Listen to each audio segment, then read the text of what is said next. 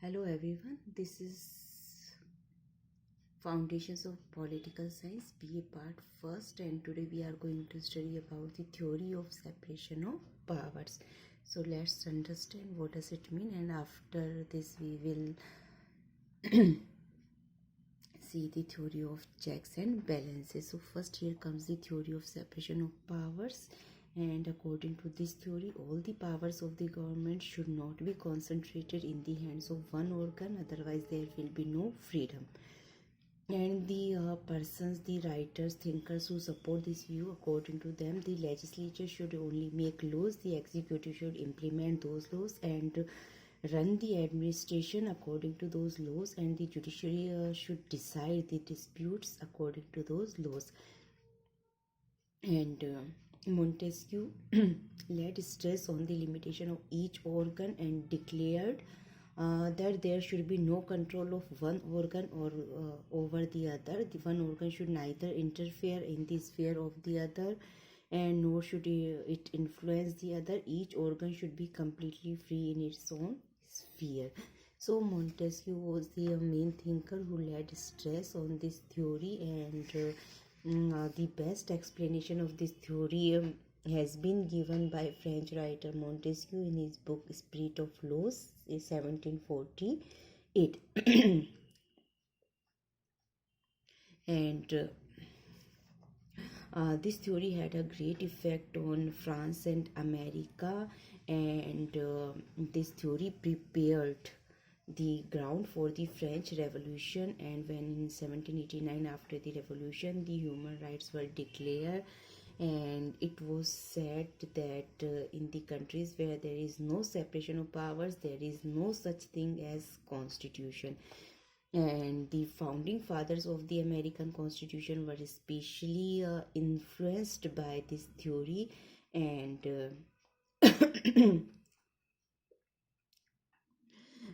as we all know that there are the Constitution of America consists of only 7 articles, and article 1 to 3 we can see here that article 1, I have mentioned these 3 articles because it denotes the separation of powers, the theory of separation of powers in the Constitution of America. So according to article 1, the legislative powers, all the legislative powers have been given to the Congress, that is legislature that is known as Congress in America. And article 2, all the executive powers have been given to the president, and article 3, all the judiciary powers have been given to the judiciary. So here comes the president, Congress and judiciary. And as we all know, and when we talk about the criticism of separation of power, so it comes that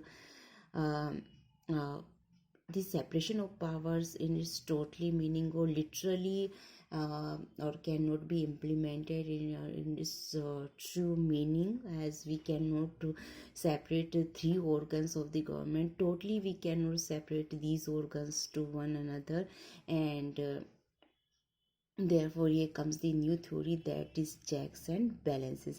Checks and balances, that's mean each organ of the government will control the 2 other organs of the government in this manner that no organ can misuse their powers, and thus there will be balance in the political system. So in America both of the theories have been implemented, theory of separation powers as well as theory of checks and balances, but with the certain restrictions, foundations, and with certain principles.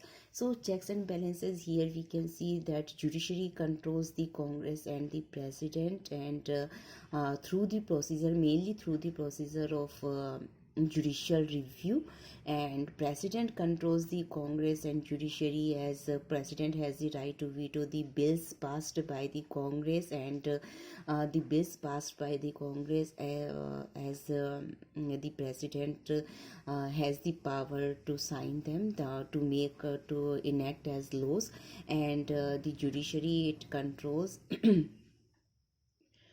and Next one is Congress controls the president and the judiciary. So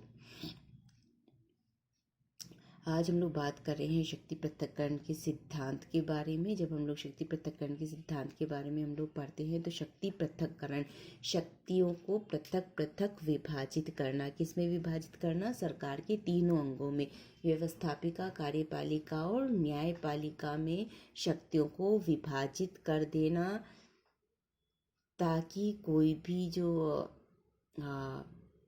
एक अंग है उसके पास में यदि सम्मिलित रूप से शक्ति रहेगी तो वह अपनी शक्तियों का दुरुपयोग करेगा। इस सिद्धांत के अंतर्गत ये माना जाता है कि वह अपनी शक्तियों का दुरुपयोग करेगा और इस तरीके से व्यक्ति की स्वतंत्रता है वो सुरक्षित नहीं रहेगी। अतः सरकार की सभी शक्तियाँ किसी एक अंग के पर में कॉन्सेंट्रेटेड नहीं होनी चाहिए, उसे विभाजित किया जाना चाहिए। इस तरीके से हम व्यक्ति की स्वतंत्रता को सुरक्षित रख सकते हैं।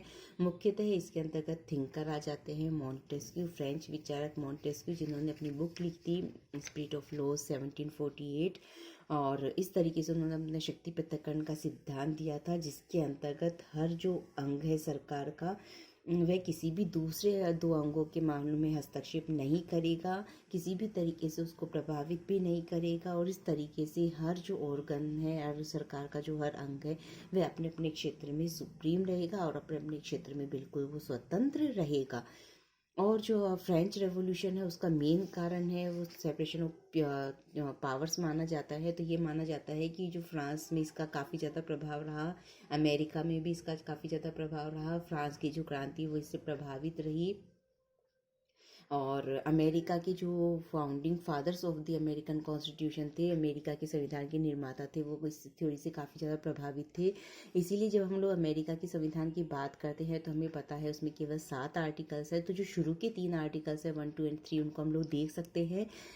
इसके अंतर्गत जो आर्टिकल 1 है उसके अंतर्गत जो सभी व्यवस्थापिका शक्तियाँ हैं वो कांग्रेस को दी गई है। कांग्रेस मतलब अमेरिका में जो व्यवस्थापिका है उसको कांग्रेस कहा जाता है। अमेरिका में जो व्यवस्थापिका है उसे कांग्रेस कहा जाता है, बिल्कुल उसी तरीके से जैसे भारत में व्यवस्थापिका को संसद के नाम से जाना जाता है। तो आर्टिकल 1 ये कहता है कि सभी व्यवस्थापिका शक्तियां हैं वो कांग्रेस के पास में रहेगी। आर्टिकल 2 कहता है कि जो कार्यपालिका शक्तियां हैं ये राष्ट्रपति के पास रहेगी, और आर्टिकल 3 कहता है कि न्यायिक शक्तियां हैं वो न्यायपालिका के पास में रहेंगी। इसके बाद में हमारे पास में एक और सिद्धांत आ जाता है, वो है चेक्स एंड बैलेंसेस, नियंत्रण व संतुलन का सिद्धांत। तो नियंत्रण एवं संतुलन का सिद्धांत क्यों अस्तित्व में आया? क्योंकि जो शक्ति पृथक्करण का सिद्धांत था उसके अंतर्गत काफ़ी कमियां रही, और उसकी सबसे बड़ी कमी यह है कि हम जो शक्ति पृथक्करण का सिद्धांत है इसको हम इसके ट्रू मीनिंग में इसको हम लोग लिटरली हम लोग वैसा का वैसा इसे इम्प्लीमेंट नहीं कर सकते हैं। ये पॉसिबल ही नहीं है कि सरकार की जो तीनों शक्तियां हैं वो बिल्कुल 3 अंगों में बिल्कुल अलग अलग विभाजित कर दिया जाए और एक अंग का दूसरे अंग से कोई भी संबंध ही ना रहे।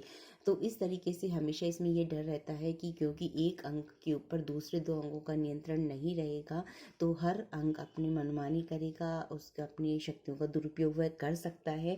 इसीलिए हमारे पास में एक नया सिद्धांत आया जिसे हम लोग नियंत्रण व संतुलन का सिद्धांत कहते हैं। नियंत्रण, इसका अर्थ है नियंत्रण कि सरकार का एक अंग दूसरे 2 अंगों के ऊपर नियंत्रण रखेगा। बैलेंसेस मतलब संतुलन, और यह नियंत्रण इस प्रकार से रखा जाएगा जिससे शासन व्यवस्था में एक संतुलन बना रहे। That is called as checks and balances. नियंत्रण व संतुलन का सिद्धांत कि सरकार का एक अंग दूसरे 2 अंगों के ऊपर इस तरीके से नियंत्रण रखेगा कि शासन व्यवस्था में एक संतुलन बना रहे और कोई भी अंग है वो अपनी शक्तियों का दुरुपयोग ना कर सके।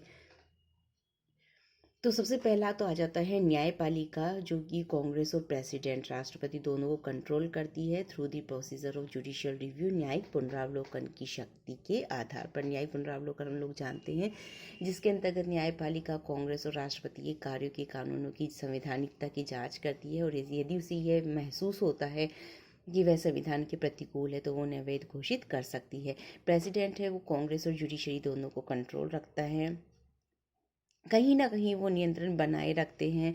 जैसे कि कांग्रेस है तो कांग्रेस जो बिल पास करती है, जो विधेयक पास करती है, उसके ऊपर राष्ट्रपति को साइन करने होते हैं, तभी वो लॉ बनता है। उन्हें यहाँ पर वीटो पावर है। और इसके अतिरिक्त जो राष्ट्रपति है वो न्यायपालिका को भी नियंत्रित करते हैं।